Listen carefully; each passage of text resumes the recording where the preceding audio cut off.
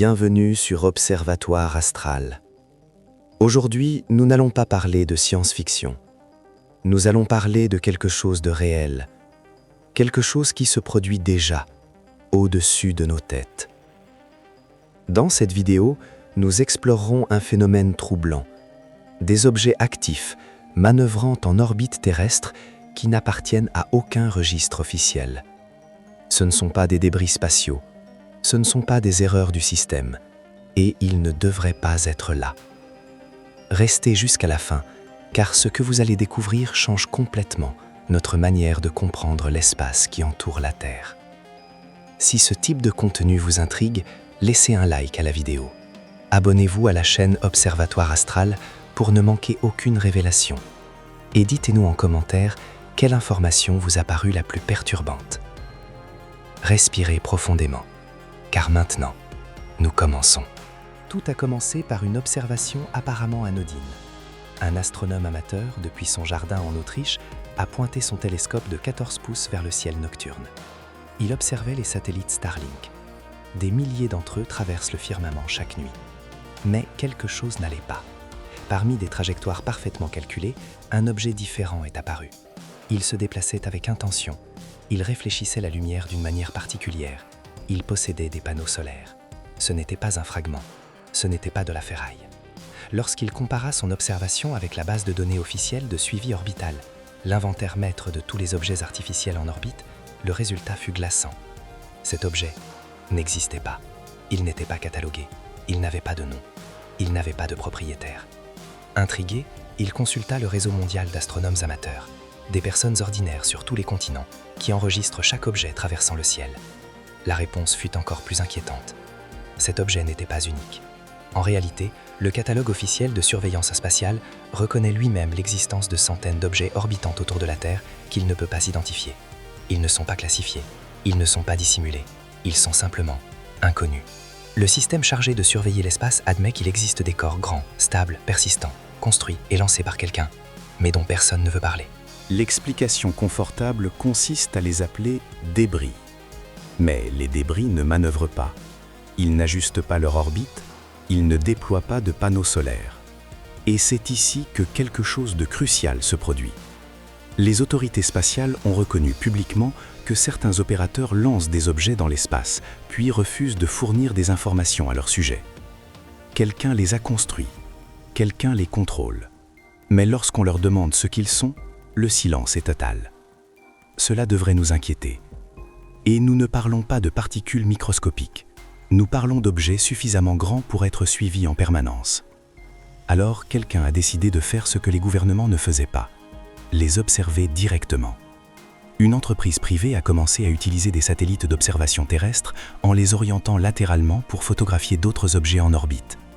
Deux corps se croisant à des vitesses absurdes. Une seule fraction de seconde pour déclencher l'obturateur. Une erreur et tout est perdu. Ils y sont parvenus des milliers de fois. Et des dizaines d'objets photographiés ne correspondaient à aucun registre public. Certains se sont révélés être des débris identifiables, mais d'autres non. Certains présentaient des structures claires, des corps centraux compacts, des panneaux solaires déployés, et quelque chose d'encore plus troublant, des optiques, des caméras, des yeux observant depuis le vide. L'un de ces objets a été lancé directement dans le même plan orbital qu'un satellite de reconnaissance extrêmement sensible d'une autre puissance spatiale. Pas une orbite similaire, la même. Pendant des semaines, il a ajusté son altitude, sa vitesse, jusqu'à se placer suffisamment près pour observer chaque manœuvre de l'autre. Aucun communiqué n'a été publié, aucune explication officielle. Il est simplement resté là, à observer. Le problème n'est pas seulement d'identifier ce qui se trouve là-haut. Le véritable défi, c'est le temps. En orbite basse, une décision retardée de quelques secondes peut provoquer une collision irréversible. Chaque objet non identifié est une variable inconnue dans un système déjà saturé. Ne pas savoir qui le contrôle, c'est ne pas savoir comment il réagira. Et dans l'espace, une mauvaise réaction ne génère pas des erreurs, mais des cascades de destruction. Un seul impact peut créer des milliers de nouveaux fragments. Des fragments qui ne distinguent ni drapeau ni frontières. Le silence autour de ces objets n'est pas seulement inconfortable. Il est dangereusement irresponsable. Il y a quelque chose dont on parle rarement lorsqu'on évoque l'espace. La fragilité de l'ordre. Depuis la Terre, l'orbite semble être un domaine propre, mathématique, presque élégant. Mais en réalité, c'est un écosystème artificiel extrêmement délicat. Un lieu où chaque objet dépend du comportement de tous les autres. Où une manœuvre imprévue peut déclencher des conséquences pendant des décennies. Lorsqu'un satellite change de trajectoire, il ne le fait jamais isolément. Il oblige les autres à recalculer, à s'ajuster, à céder de l'espace, à éviter des trajectoires auparavant sûres. Imaginez maintenant introduire dans ce système des entités qui ne suivent aucune règle publique, des objets qui ne répondent à aucun protocole connu, des corps dont les logiciels, les objectifs et les priorités sont un mystère. Ce n'est pas de la paranoïa, c'est de la mécanique orbitale. Les systèmes de prédiction fonctionnent parce qu'ils supposent un comportement prévisible. Lorsque cette prévisibilité disparaît, le modèle s'effondre. Et quand le modèle s'effondre, l'orbite devient un jeu de hasard. Le problème n'est pas l'existence d'acteurs cachés. Le problème, c'est que personne ne peut calculer comment ils interagissent avec le reste du système.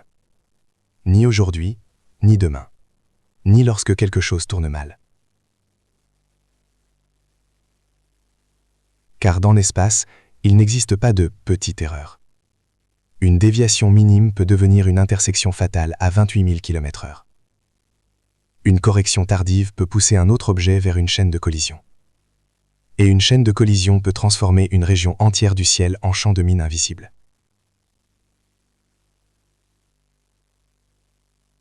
Les ingénieurs le savent, les physiciens le savent, les opérateurs le savent.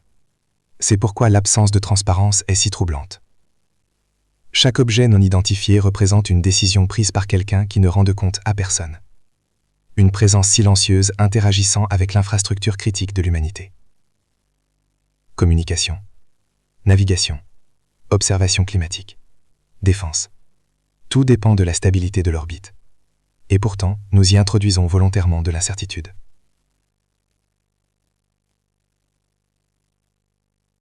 Il existe un autre aspect, encore plus profond. Un aspect qui ne concerne pas les collisions, mais les précédents. Pendant des décennies, l'espace a été régi par des accords implicites, des règles non écrites, mais comprises. Enregistrer ce que l'on lance, l'identifier, assumer la responsabilité. Lorsque ces accords s'érodent, ils ne disparaissent pas silencieusement, ils se brisent. Et lorsqu'ils se brisent, d'autres observent et apprennent. L'absence de conséquences devient une invitation. Si un acteur peut opérer sans s'identifier, un autre essaiera, puis un autre, puis beaucoup. Non pas parce qu'ils veulent provoquer un conflit, mais parce que le système le permet. C'est ainsi que les vides se remplissent. Pas avec des règles, mais avec des opportunités. Et voici une vérité inconfortable. La technologie a progressé plus vite que la gouvernance. Nous pouvons lancer des centaines d'objets en quelques semaines. Mais nous ne pouvons pas vérifier en temps réel ce que chacun est réellement. Nous pouvons détecter des trajectoires, mais pas des intentions. Nous pouvons observer des mouvements, mais pas des décisions. L'espace n'est plus un domaine lointain. Il est devenu une extension directe de notre infrastructure quotidienne. Et chaque élément non identifié est une question sans réponse flottant au-dessus de la planète. Des questions qui n'attendent pas la permission d'exister. Le silence n'est pas neutre, le silence est un choix. Et dans un environnement où tout se déplace à des vitesses extrêmes, choisir de ne pas répondre est, en soi, une action. Maintenant, élargissons la perspective. Actuellement, plus de 9000 satellites identiques forment une seule constellation autour de la planète. Ils représentent près des 2/3 de tous les satellites actifs en orbite. Même altitude, même inclinaison, même conception. Un maillage dense, vivant, en mouvement constant. Chaque jour, des centaines de manœuvres d'évitement de collision. Toutes les 2 semaines, de nouveaux lancements. Et après chaque déploiement, une fenêtre dangereuse apparaît. Une période durant laquelle les nouveaux objets ne sont pas encore complètement enregistrés. Ils n'apparaissent pas dans les systèmes de prévention. Ils ne peuvent pas être suivis avec précision. Un angle mort. Et cet angle mort se répète encore et encore.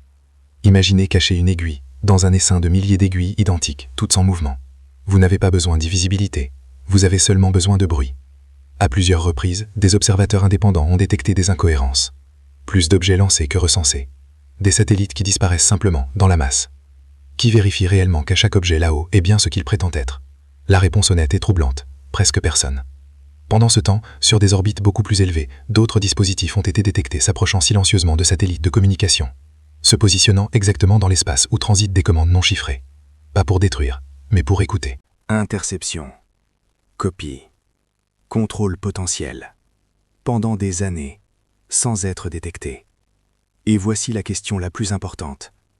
Si cela peut se produire dans une région de l'espace peu peuplée et étroitement surveillée, que se passe-t-il à l'intérieur d'un nuage de milliers d'objets où le système admet être saturé?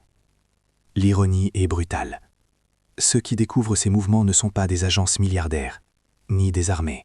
Ce sont des personnes ordinaires. Un homme avec un télescope en Autriche, un photographe dans l'Utah qui connaît chaque motif du ciel nocturne, un réseau mondial d'amateurs partageant des données ouvertes. Ils voient ce que les systèmes officiels ne peuvent pas ou ne veulent pas voir. Le système de surveillance spatiale le plus avancé jamais créé dépend en pratique de bénévoles. Et cela devrait être le signal d'alarme définitif. Il y a une ironie silencieuse qui orbite avec ces objets. Plus nous développons de technologies pour surveiller l'espace, plus il devient évident que nous comprenons mal son comportement réel. Non par manque d'instruments, mais par excès de complexité. L'être humain a toujours cru qu'observer équivalait à contrôler. Mais en orbite, observer, c'est à peine survivre. Chaque objet tournant autour de la Terre est comme un mot dans une phrase infinie. Tant que tous respectent la grammaire, le message a du sens. Mais il suffit d'un mot mal passé pour que tout le sens s'effondre. Et le plus troublant, c'est que beaucoup de ces mots n'ont jamais été écrits pour être lus. Il existe des archives de satellites ayant changé de comportement sans avertissement. Pas des pannes techniques. Des changements de schéma. Des accélérations subtiles. Des déplacements sans justification fonctionnelle. Pendant des années, ces événements ont été classés comme des anomalies statistiques. De petites irrégularités dans des systèmes trop vastes pour être parfaits. Mais lorsqu'on les analyse ensemble, ils dessinent quelque chose qui ressemble à une intention. Pas une intention humaine directe, mais une logique opérationnelle. Comme si certaines pièces de l'environnement orbital n'étaient pas conçues uniquement pour rester, mais pour réagir. Vu sous cet angle, l'espace cesse d'être un décor passif. Il devient un échiquier. Et sur tout échiquier, certains joueurs préfèrent rester invisibles. L'une des comparaisons les plus troublantes est celle de l'océan profond. Pendant des siècles, l'humanité a navigué à sa surface en croyant le connaître, tandis qu'en dessous, dans l'obscurité totale, existaient des écosystèmes entiers jamais observés. L'espace proche de la Terre est notre nouvel océan profond. Nous pensons le connaître parce que nous l'utilisons. Mais utiliser n'est pas comprendre. Chaque objet non identifié est comme une créature abyssale, détectée uniquement par une ombre sur un sonar. Nous ne connaissons pas sa forme exacte. Nous ne connaissons pas sa fonction. Nous savons seulement qu'il est là et qu'il se déplace. Et le mouvement est toujours un message. Il existe un autre élément émotionnel rarement évoqué, la normalisation du mystère. Lorsqu'un phénomène inexplicable se répète suffisamment, il cesse d'alarmer. Il devient un décor, un bruit de fond. Le danger n'est pas la présence de l'inconnu. Le danger est de s'y habituer.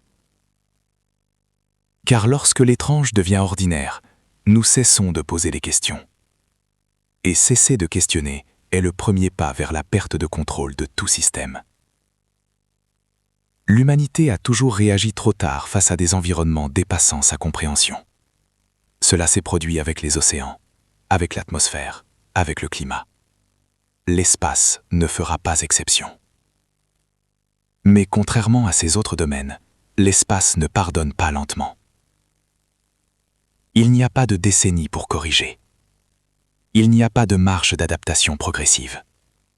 Tout se produit rapidement, irréversible, définitif. C'est pour cela que ce sujet provoque une inquiétude si profonde. Il ne s'agit pas de conspiration, il s'agit d'échelle. Échelle de vitesse, échelle d'énergie, échelle de conséquences.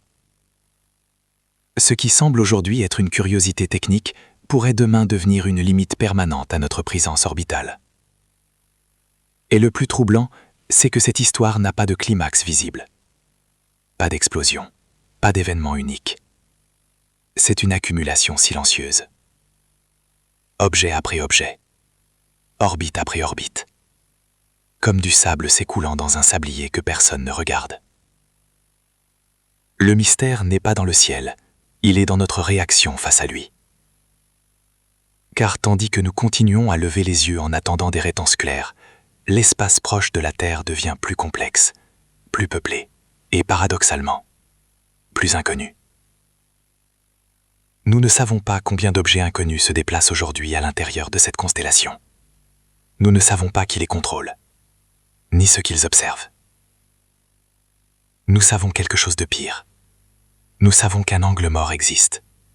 Nous savons que quelqu'un en profite. Et nous savons que le problème s'aggrave à chaque lancement.